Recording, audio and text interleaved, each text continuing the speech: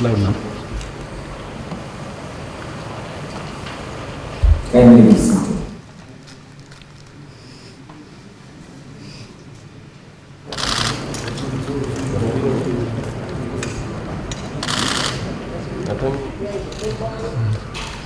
Microphone.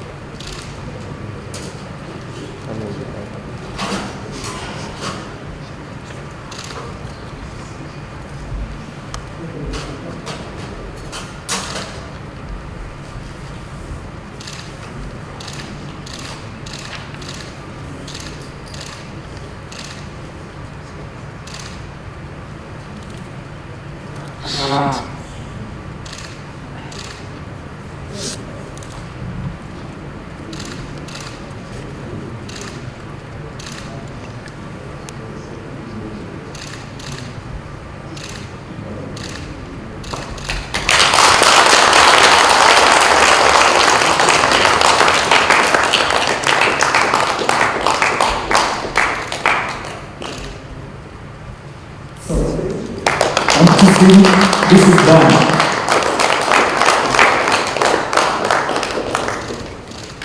Thank you, Mr. President, for this exemplary national leadership.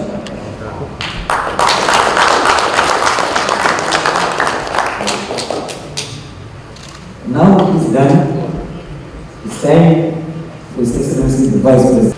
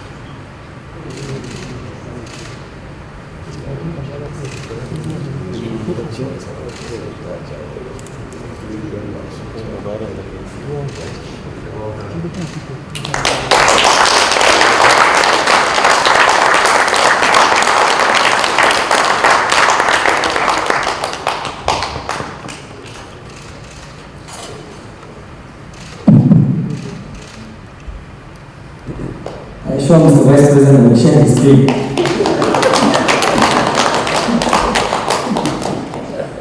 Thank you for the national exam, Mr. Vice President.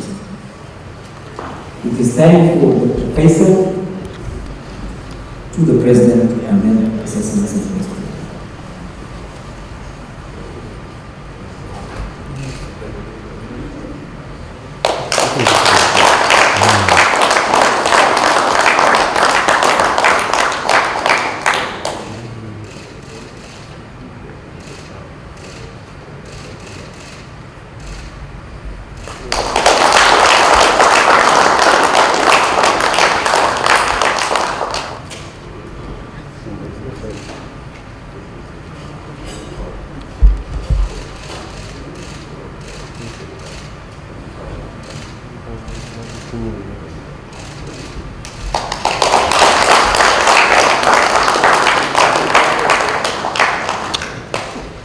Thank you very much, Mr. President.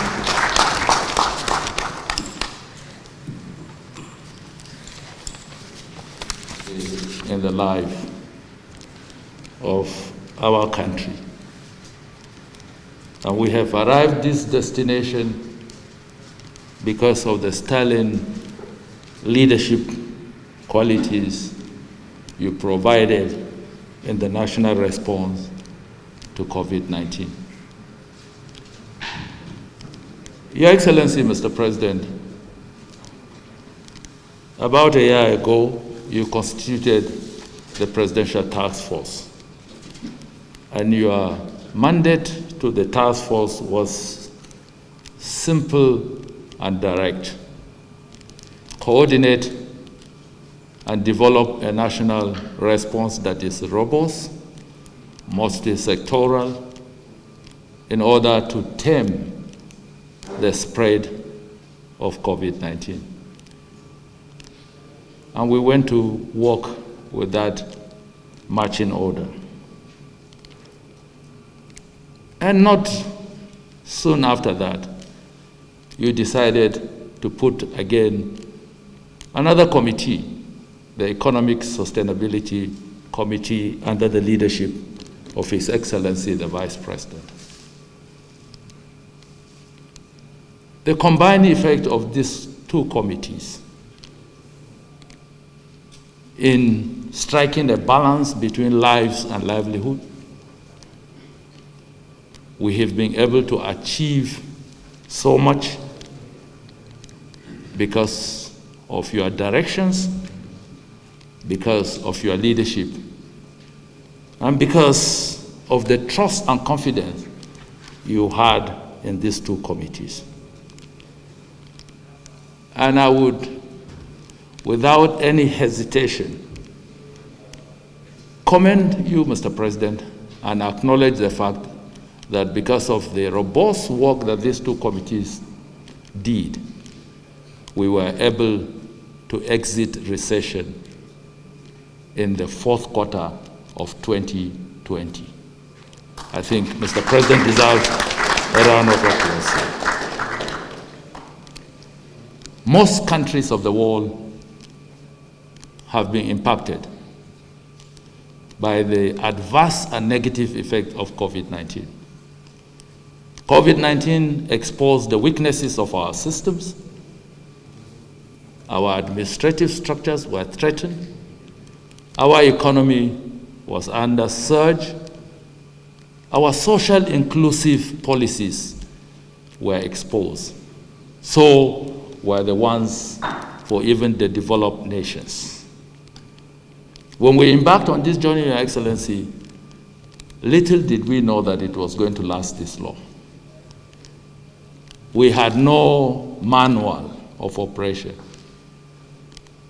And because of the purposeful leadership you provided to the Presidential Task Force, at every given time we had an opportunity of meeting with you, you listened attentively, you took notes, and at the end of the day, whatever we recommended, of about 8 of the proposals or submissions or memos that we have sent to you, none returned without an approval. Every time you approved everything we wanted. I'm not surprised that your colleagues in West Africa decided, looking at what was happening back at home, decided to vest you with the responsibility of coordinating the West African response. And that is why they made you the champion of COVID-19 in West Africa. And that you have excelled. We have provided our country as the hub. We have facilitated the distribution of materials. We are still doing up to today, so that our sister West African countries would enjoy the latitude of your benevolence and also leadership. Today, Mr. President and the Vice President have equally demonstrated leadership by offering themselves for the Nigerian people to believe in the safety and the efficacy of the vaccines that we have procured and is being deployed. I think vaccine hesitancy would have to give way now to the reality. Because the truth about it, Your Excellency, is that very soon, nobody will be able to travel the world unless you produce the certificate that you have been given. I have not confirmed, but reliably, some countries have started putting restrictions on receiving visitors, even for exercising activities of their faith without a COVID-19 vaccination certificate. So the word that is going out there on behalf of Mr. President is that Nigerians should make themselves available, those that are eligible in the first set of the deployment, because the deployment is going to be in 4 phases to receive these vaccines. They have been tested. Our most strategic leadership have received them this morning. They are safe, they are efficacious, and it is for the good and well-being of our people. With these few remarks, I want to thank you, Mr. President, and the Vice President for this leadership that you have provided this morning to the Nigerian people. And I wish us well, and I urge Nigerians to make themselves available and not to listen to any conspiracy theories and not to listen to any misinformation, but to make themselves available as eligible Nigerians to receive these vaccines when it is their turn to do so. I also want to leave this word that the administration of this vaccine under the leadership and coordination of the task force, but the Ministry of Health and its agency, the Primary Healthcare Development Agency, have got the constitutional and the executive responsibility of applying and administering these vaccines. They will do that. And the minister has already mentioned that any unauthorized processes of vaccination should be discountenanced. Because very soon, as you have the genuine, the fake ones will start to surface. That will be the response.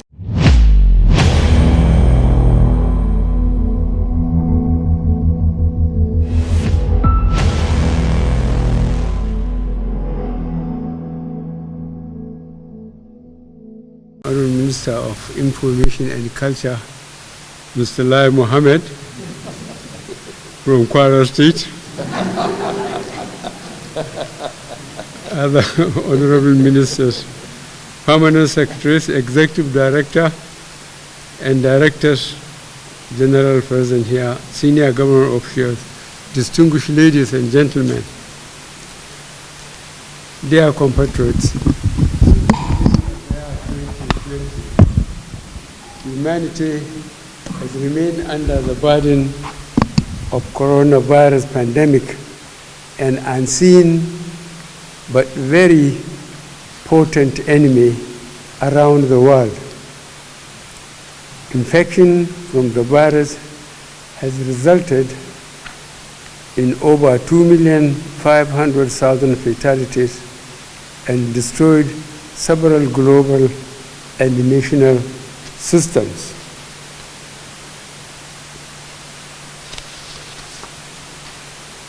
The response in Nigeria and ECOWAS sub-region has been robust, collaborative, and united. It was driven by a collective knowledge of the fact that no country is safe until every country is safe. The speedy development of the coronavirus vaccines is quite significant and underscores the collective resolve of humanity to overcome the pandemic. Similarly, the collaborative effort to ensure equal access has brought relief to poor and developing countries. I have been assured by the Presidential Task Force that the AstraZeneca vaccine, which Nigeria has accessed, will arrive in batches, beginning with the first batch of about 4 million doses already received. I am similarly aware of the rollout and administration plan to cater for over 70% of our population between the year 2021 and 2022. Yesterday, our frontline medical personnel, top on the priority list, were vaccinated. Today, as a demonstration of leadership and faith in the safety and efficacy of the vaccines, I have received my first jab, and I wish to commend it to all eligible Nigerians to do same so that we can be protected from the virus. I urge all state governments, traditional and religious leaders to take the lead in the mobilization effort within their environment and spheres of influence. The vaccine offers hope for a safe country free of coronavirus. I similarly urge all eligible Nigerians to present themselves and be vaccinated in accordance with the order of priority already mapped out at the various authorized designated centers only. I congratulate the Presidential Task Force on Coronavirus on the successful and multi-sectoral approach to the management of this pandemic. Finally, I wish to acknowledge and commend the support of governments, our donors, development partners, the private sector, traditional and religious leaders, as well as critical stakeholders who have supported Nigeria thus far. I assure you that the resources will be equitably administered. I thank you all for your kind attention. May God bless.